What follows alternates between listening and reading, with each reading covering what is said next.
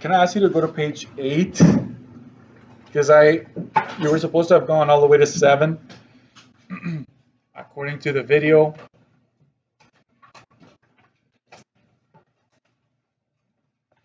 Hello. Page 8. I'm going to introduce you to a few important concepts before we go into the word problems. I'll make sure you have a calculator on hand as well. Yeah, please. Go ahead. Okay. So you've heard of pi a lot. Pi is 3.1415 something, right? Now I'm going to introduce you to another, which is the E, Euler's number. Okay. Have you ever heard of Euler's number? You have? Maybe not, but now you have. Now you can't say you haven't, right? It is used in areas involving growth and decay. Okay? Go to page 8. Euler's number is an important constant. Right? Euler's number is an important constant found in many contexts, and it is the base for natural logarithms. We're going to talk about that later on. An irrational number, it used the letter E, right?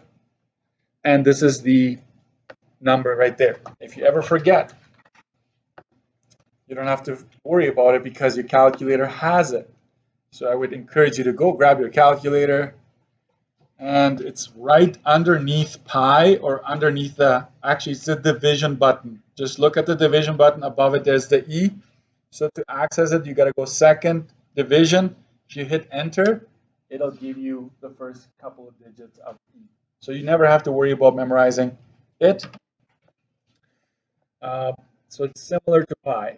Euler's number is used in everything from explaining exponential growth to exponential decay. I already said that. We use it in finance to calculate how wealth can grow due to compound interest. We will explore that as well in the finance unit. Don't confuse Euler's number with Euler's constant, which is another irrational non-terminating number that begins with that. I'm not going to highlight that because you're not going to have to worry about it unless you were to write this down on your study sheet, which I would say don't do it, right? We're just going to stick with the 2.71 Euler's number, okay, not the constant. Euler found 2.71 everywhere in nature. Flowers, plants, like if you would divide certain dimensions, he would end up with a 2.71, okay? So and then it ends up being everywhere. So that's why we use it a lot in calculating population growth in particular. Here. Therefore, you may see an exponential equation that looks like this. Okay. Don't fear it. All you know is that basically what they're saying is, hey, imagine in there you have 2.718 repeated. And it's bigger than 1, correct? So this is going to be an increasing. When you have E in there, it's going to be increasing. E is greater than 1, therefore increasing. Okay. So.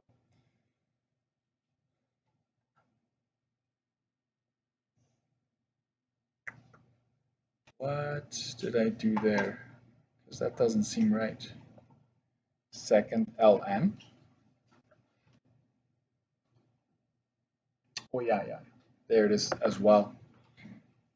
So I guess it shows up here if you just want to use E, and it shows up here if you want to have E to the power of something. So it's just a faster shortcut. So if you go second ln, natural log, this is what shows up. It wants you to put an exponent in there. You could put x in there. You could do whatever you want, but I'm going to just leave it. If you were to hit enter, it complains. So it wants something in there. So we're going to put 1.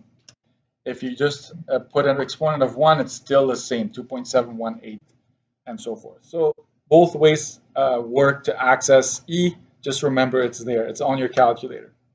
So 2 very important concepts. Now you got to wake up. if Euler's number make you fall asleep, now you gotta wake up. There's something called doubling period.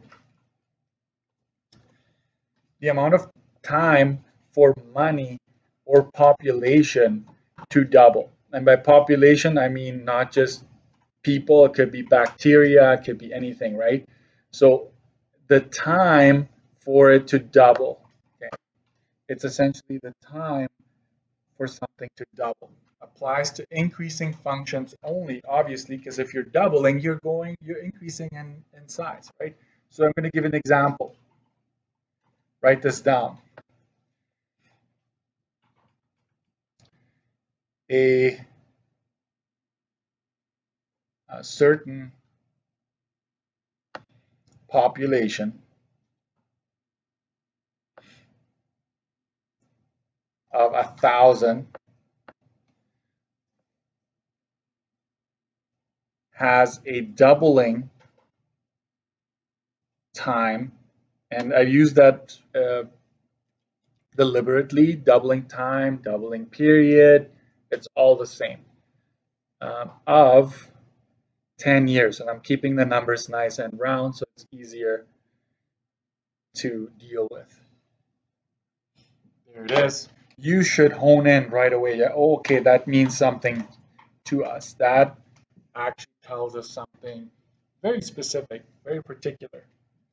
So if you were to use a table, time, and the population that you have at that specific time, we would say this is how we would set it up. At time 0, at the very beginning, we have a population of 1,000, right? That's like our y-intercept. And what are we told? That if time increases by 10 years, right? After 10 years, this will have doubled. The population will have doubled. Okay, so you have 2,000 after 10 years. Notice that? It's plus here, but the doubling happens in the population side or the money side. And then if another 10 years go by, so 10 plus 10 would be 20 years, you would have doubled that existing population one more time. So from 2,000 we go to 4,000. So this is what you're thinking of. I will say that's doubled.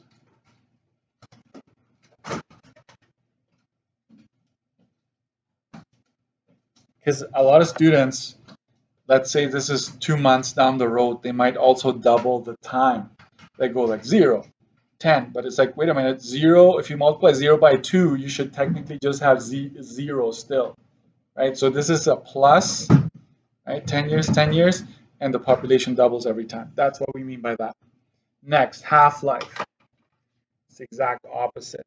Instead of doubling, you're halving every time. You're going half of what you have before, half of what you have before. So this is the time for population to reduce to half. Right?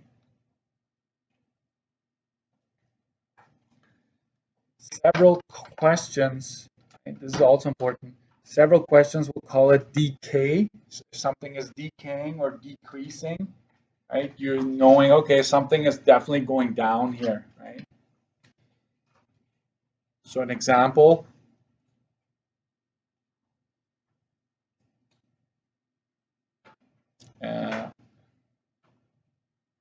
initial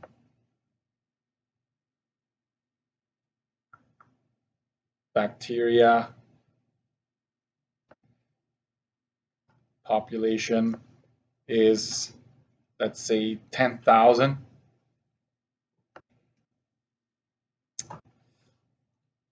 It has a half-life of 2 hours. What? 2 hours? Yeah. Time doesn't have to be years. It could be minutes. It could be seconds. It could be hours, what have you. So emphasis on half-life of 2 hours. So again, you would go time, and in this case, population. So you imagine you have bacteria in a petri dish in like a little container, and you're not giving, like, there's just no food to go around. So slowly they would start decreasing, right? Like they can't grow any further. So if you go at time 0, you have your 10,000 bacteria in that petri dish. And we're told that if you add 2 hours, which gets you to 2, what will happen to the population? It will actually, instead of times 2, you divide it in half. So you'll be down to half of what you had previously. And if this happens one more time, 2 hours, after 4 hours, you'll be down half again of what you had before. So you'll be at 2,500. So every time you're going half and half and half. So that's what half-life means. It's decay, you're decreasing. I hope that makes sense. So I think this is so important before we start. Do you think you could do a regression now? The answer is yes. You could. You basically made a table of values with it. So it's actually fairly simple to make your table of values. You just have to be so careful because I can totally see where you get, right? You're like, oh, 2, 4, oh, you're doubling time. It's like, no, no, no, you're going up by a consistent 2. So it'd be 6, 8, and you would half and half and half every single time. Okay? All right, let's keep going. We'll do a word problem, and I think I'll give you some time to do your own word problems, work on some later on. Here we go. The population of a certain species of bees is modeled by the equation, and there it is, where P is the number of bees and T is the time in years. So this is probably time and bees. Every single point on that resulting curve will tell you at what time you have how many bees, right? So some of these you can just use your equation. Some of these you might want to use your actual knowledge of it, right? It's an exponential, so we know that this is what we're seeing, okay? So this is the y-intercept, which is also the initial population. And I know I'm pretty sure I talked about that already. But without doing any further calculations, you just know that it's 0, 1500 is the point we're after. So initial population is 1500 bees. Okay. Are they going up or down? Are they increasing? Is that population increasing? We actually know that just by looking at this. It's greater than 1, so it's increasing. Okay. So before you even answer, you know that. Is the population increasing or decreasing? We say increasing. Increasing because B, and I've already said here, this is what I mean by B, right? It's this value right here. B is greater than 1. So if it wants you to explain, you're very specific, right? What is the rate of increase or decrease? State this as a percentage. Okay. So here we go. We're not increasing by 115%. We're increasing, right? We go 1.15 minus 1. So that's 0.15, right?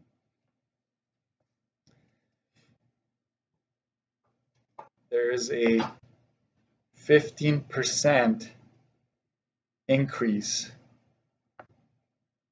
per what? You have to be careful.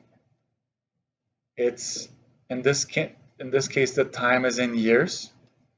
So it's 50% increase per year. Why? I'm going to highlight the year part because sometimes it will be minutes right? That's how I know. So what it's per whatever time period or time frame is in the mix. Okay.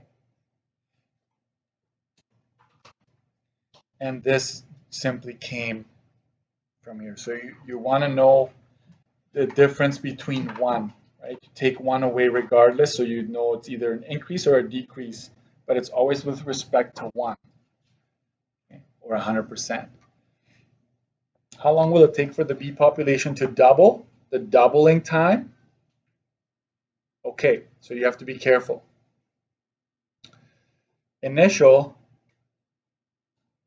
population is 1,500, okay? Doubling,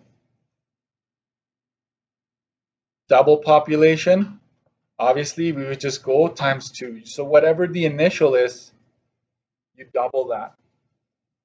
You're like, well, I'm interested in 3,000 in this particular case. So I will let y2 equal to 3,000, and then I'm going to go ahead and find the time. Right? I'm going to find the time that it takes to go from 1,500 to 3,000. So this is when we need our calculator, most likely. So I'm going to go to y equals. I'm going to clear everything that's there. I'm going to also turn off plot 1 because I'm not doing a regression. So just to make sure it doesn't interfere with what we're doing here. And let's enter this. So we go 1,500 bracket 1.15 bracket. Use the hat button and make sure you put the X there. I'm going to try to graph it, but I have a feeling it's not going to work for me. Yeah, as expected.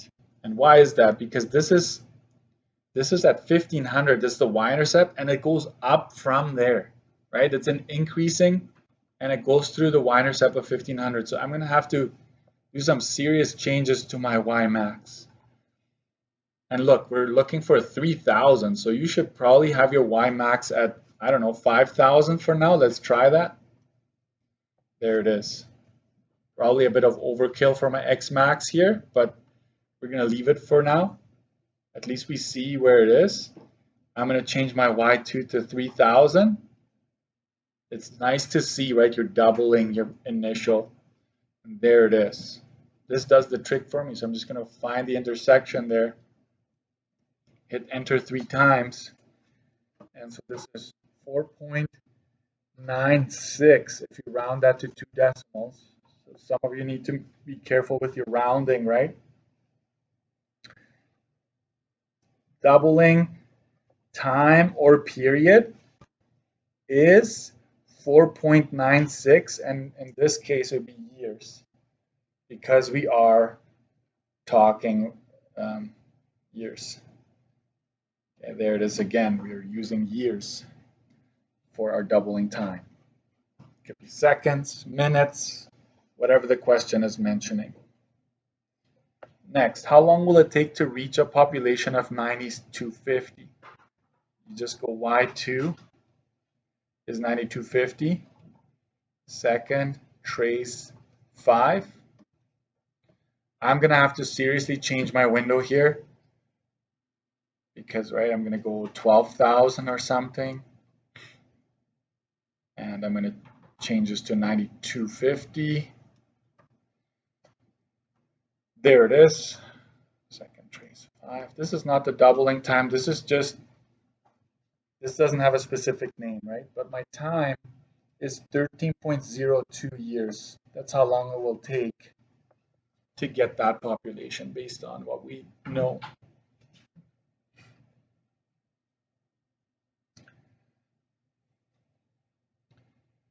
How many bees after 60 months? Right? So we just turn that into years. Sorry. I'm just going to go 60 divided by 12. Okay. And that's exactly 5 years. If it hadn't been, then you just use a decimal, right? So we go second, trace, value, x is equal to 5 because, right, we're We know the time, we want to know how many bees we have at that point. Second trace 1, x is equal to 5. We have 3017. And there's nothing wrong with stating the whole thing like that, but then you say approximately 3017 bees. It has to be a whole number because it's discrete, right? G, if the maximum capacity for a beehive is 15,000, determine the domain and range. So there's a limit, okay? Limit on population. So maybe that beehive can't support more than 15,000. That's what is, I guess, being observed. So you go y2 is equal to 15,000. And let's go find that point because it's going to help us to state our domain and range. Oh, I'm probably going to have problems with my window again. So I'm going to go window. And since this is 15,000, I'm going to change it to 17,000, something bigger. Try here, 15,000 into y2. There it is. It's happening right there. So second trace 5, enter, enter, enter. That's 16.48, 15,000. So now we're going to state the domain and range. You may want to, in the future, graph this first if it's required, but we know that this starts at time 0. And we're told that the maximum capacity is 15,000, which happens at 16.48 years. So that would be the restriction on my time. And for my domain, my range, what is the lowest I get to based on this model? What's the initial population? It's not 0, right? It's 1,500. 1,500 all the way to the maximum, which is 15,000. Right, so I use this as the Y max basically, and I use this. Let's go all around here for the limit on the times, right? So in this case, it worked out that way.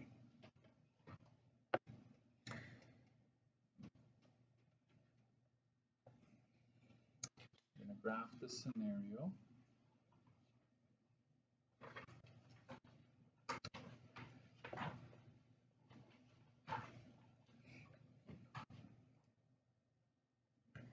Okay, so there we go.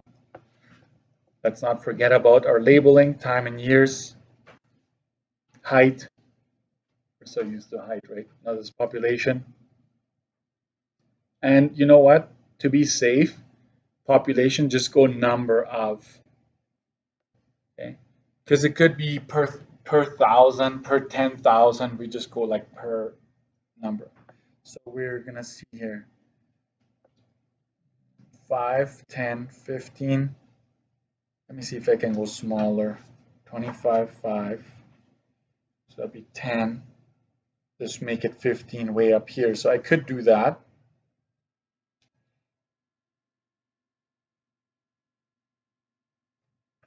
Okay.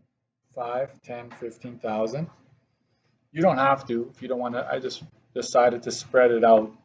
And I'm looking at my domain here. So I'm going to go 5, 10, 15, 20. I could spread it more, but I think I'm just going to leave it like that.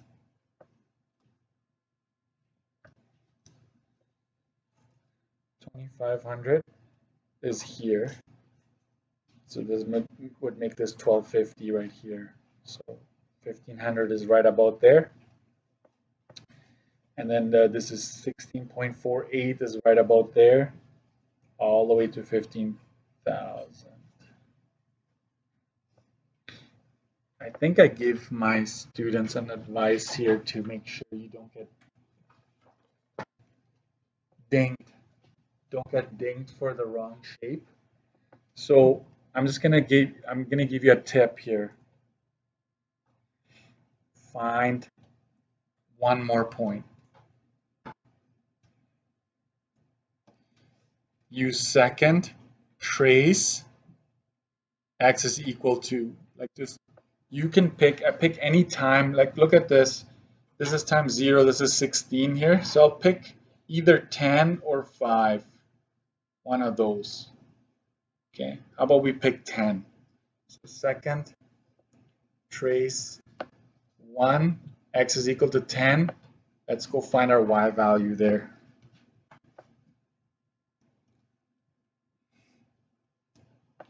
$6,068.33 something. So I'm going to use that to help me out. So 10. It's right about there. So then you just go, watch this. You just don't go straight to that point. You just go curve out a bit and then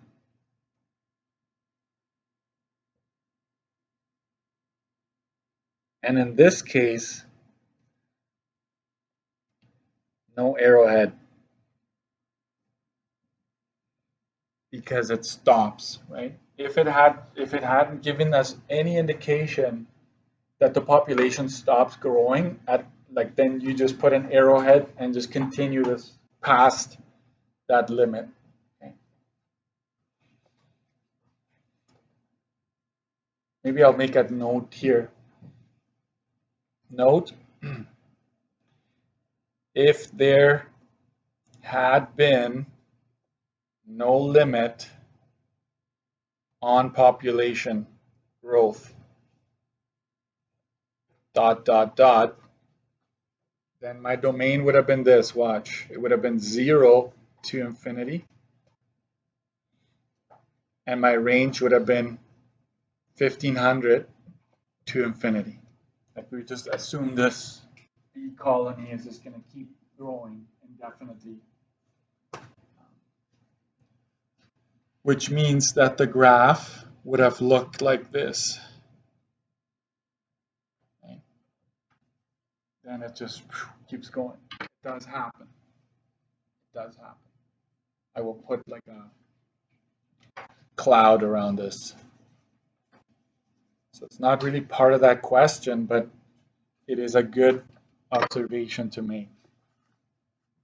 Now, I have a bunch of questions, but not all of them are increasing.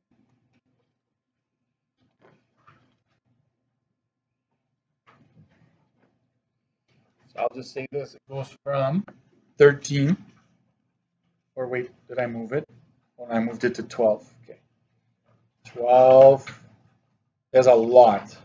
So at first I'm just gonna be ambitious and just gonna say pages 12 to 19. But then I'm gonna be realistic. I'm gonna say 12, there's one that's decreasing, which is on 14. 12, 14. And there's one really weird one, but you have a calculator. Try those 3 for sure. Okay. I'll post the key to all of that. Thank you.